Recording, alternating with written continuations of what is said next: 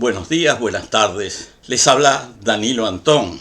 Estoy presentando nuevamente el canal Mitos y Verdades de la serie Pueblos y Paisajes. Este es el video número 462. Debido a la necesidad de aumentar las suscripciones, así como la audiencia de este canal, solicitaría que activaran la campanita de la suscripción y la manito del me gusta.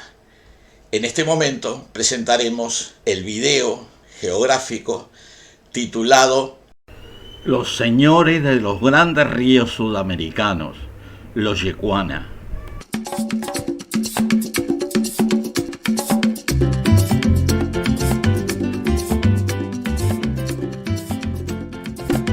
En los raudales y rápidas del río Orinoco sobrevive un pueblo ancestral de canoeros perteneciente a un tronco étnico antiquísimo que fuera denominado por los invasores europeos con el nombre de caribes.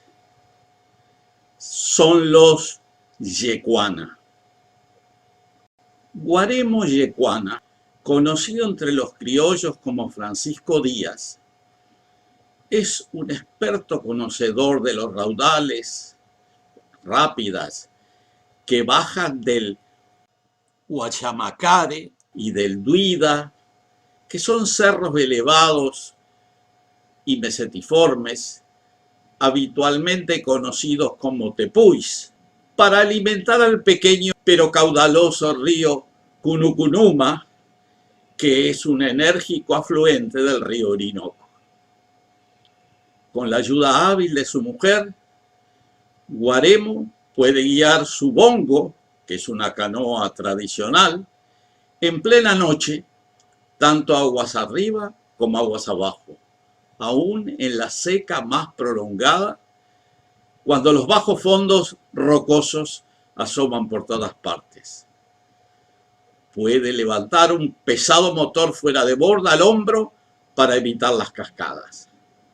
Puede jalar del bongo metido en el agua hasta el cuello para vencer las corrientes más fuertes.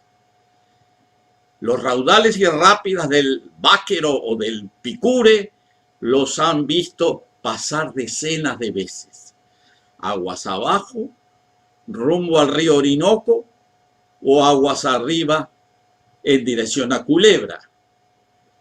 Guaremo ha recorrido con su bongo todos los ríos de la cuenca del Alto Orinoco. Conoce el brazo Cassiquiare de punta a punta, desde donde se desvían hacia el sur las aguas del Gran Río hasta la tierra de los Baniba y los Bare en la zona de San Carlos de Río Negro. Guaremo y su familia son yecuana, de pura cepa, conocedores de los ríos y de las rápidas y de los raudales, navegantes de las aguas en las selvas profundas de este continente sudamericano, sobreviviente enérgico de la antigua gran nación de los caribes que aún hoy ocupan los rincones más remotos de sus dominios tradicionales. En una época, los caribes fueron una etnia poderosa.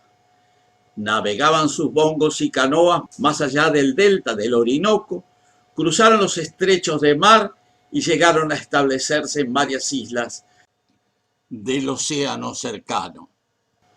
Después vinieron los invasores cruzando los mares, capturaron miles de caribes para trabajar en sus plantaciones de azúcar de Santo Domingo y Cuba, ocuparon las tierras de la costa, arrinconándolos de a poco en los lugares más difíciles.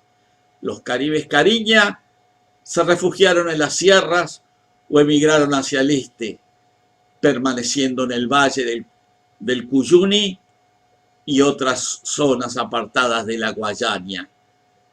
Los yecuanas, por su parte, remontaron los ríos hacia el sur, ubicándose en la cuenca alta del Ventuari, del Cunucunuma y en el Caura.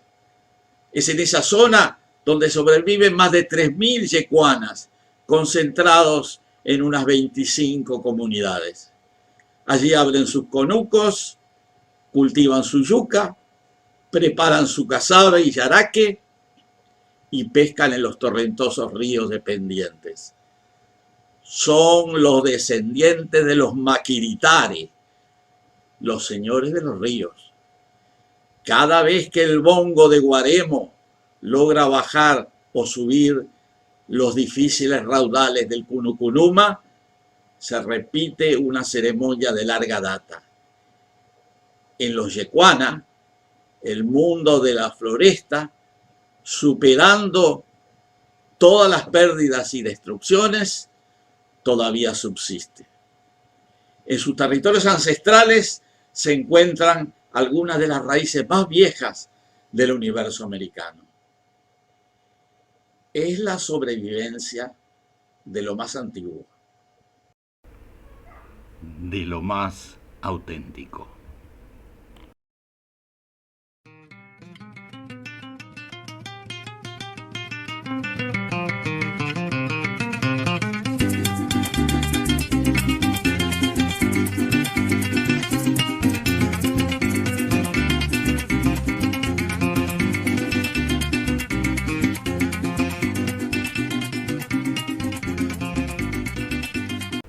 Durante mis estadías en Puerto Ayacucho, tuve oportunidad de desplazarme por el río Orinoco aguas arriba y también por sus afluentes.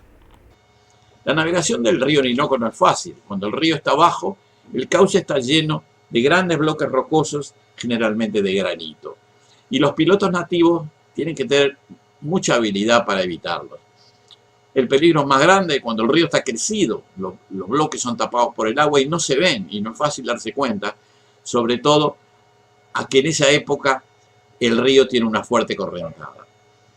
Incluso más complejo es realizar esa operación durante la noche, cosa que hicimos en más de una oportunidad, recorriendo algunas decenas de kilómetros con visibilidad casi nula.